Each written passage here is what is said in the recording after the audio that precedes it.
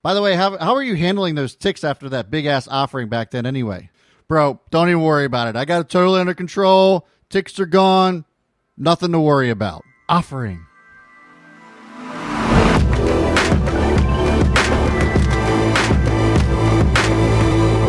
It's already a crazy start to the week in the stock market, folks, and there's no time to waste. So hit that like button and let's just get into it and talk about this Rocket IPO. This past Thursday, Rocket Companies, Inc., a parent company to Quicken Loans, went public and opened up trading at $17.50 a share. Ticker symbol RKT went ballistic and continued to move all the way to $26 highs the very next day.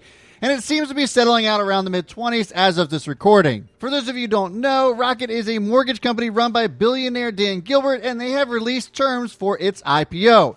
The company will sell 150 million shares with the possibility of selling an additional 22.5 million more at the maximum price of $22 a share. And this will allow them to raise up to nearly $3.8 billion. This company could be worth around $40 billion after this IPO, making it the largest of 2020. Whenever I look at an IPO, I look at the prospectus and, more importantly, the balance sheet. How much money are they making versus how much they are losing? Plus, how much is the offering, which so far, in my opinion, isn't so bad, much unlike Beyond Meat's insane run from its IPO last year, which led to tears because of the 55 million shares that got dumped and triggered some PTSD on a lot of new Robinhood traders. Hey man, I tried to help you. You know what, bro? Listen, I told you it's a touchy subject. I don't want to talk about it. By the way, how are you handling those ticks after that big-ass offering back then anyway? Bro, don't even worry about it. I got it totally under control. Ticks are gone. Nothing to worry about. Offering. Anyways, moving on. This might just be an IPO that I could get down with investing in as we look into this a little bit further. As crazy as it sounds, Rocket Companies has actually been able to take advantage of issues caused by the pandemic and has a pretty solid balance sheet that raked in nearly $5 billion in revenue last year, but has recorded a net revenue of $1.36 billion in the first 3 months of 2020, and preliminary estimates for April to June revenue is over $5 billion.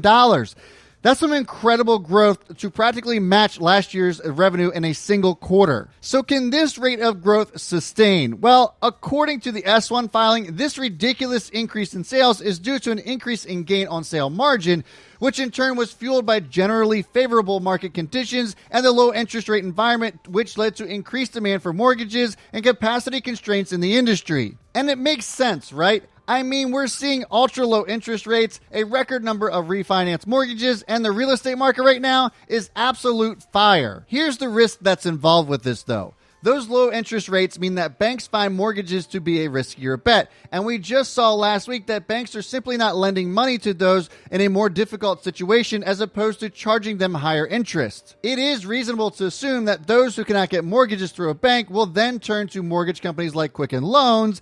And if the banks are right about the risk, then this could lead to mortgages not getting paid because there are still a ton of people out of work, and the longer this second stimulus package takes, the worse things could potentially get. But revenue quadrupling over an economic crisis has been incredible for a company like Rocket, and the company was doing well financially even before then.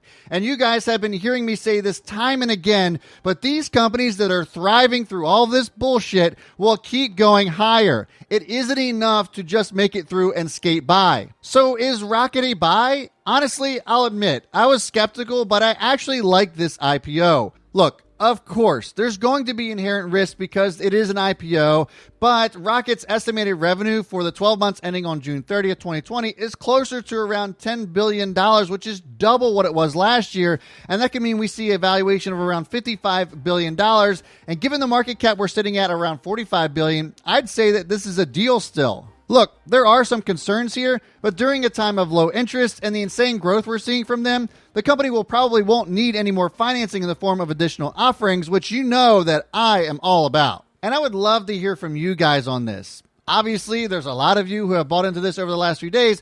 So do you think that Rocket is going places, or do you think a potential mortgage crisis is around the corner that could create too much risk for you? Let me know your thoughts on this in the comments below. And real quick, before we get to Nikola here, I'd like to invite you over to the Chaos Crew if you haven't checked it out yet. If you want to get a daily watch list for me every morning before the market opens, plus private live streams just for members, and sweet-looking badges specific to the crew. Consider hitting that join button next to subscribe. It helps support the channel, and I would love to see you there. All right, next up, we have a fan favorite, not to be confused with a Brad favorite, which is Nikola. Nikola is back in the news today on reports that the upstart electric and hydrogen-powered truck maker announced a deal with waste management company Republic Services for 2,500 electric, zero-emission garbage trucks. Guess what, guys? You might be shocked by this, but the dollar amount for the contract was not disclosed. But hey, the deal is expandable up to 5,000 trucks. We just don't know how much they are. Full production deliveries are expected to begin in 2023. Road testing is set to commence in late 2021 and early 2022, which I don't understand because the factory hasn't even really been built yet. I don't know. We'll see what happens.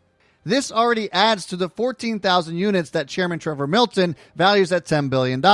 Just so you're aware, that is the 14,000 semi-trucks that required no monetary commitment, so just keep that in mind. Also keep in mind that their last earnings report generated $36,000 in revenue related to some solar installations that were bought by, you guessed it, Trevor Milton. My guess is it's probably from some of those proceeds from his stock selling. Oh yeah, and the stock also incurred a $119 million loss through the first 6 months of this year. Look, I've made it pretty clear about how I feel about this stock, but the facts are here, folks. There will be more offerings to come, which means that this stock is poised to go lower. Trevor went on Yahoo Finance and admitted as such, saying, quote, "So right now we have over $900 million of cash in our account today, so we're very solid financially. I know $1 billion doesn't sound like a lot of money in today's world, but it's a lot of money. It's $1 billion in our account. We will eventually go out to the market for capital. It will require 1 or 2 more rounds." He also didn't hold back another opportunity to take some jabs at Tesla and still claims that they have a better business model and won't have to raise as much money as they did, which was $20 billion over the course of 10 years.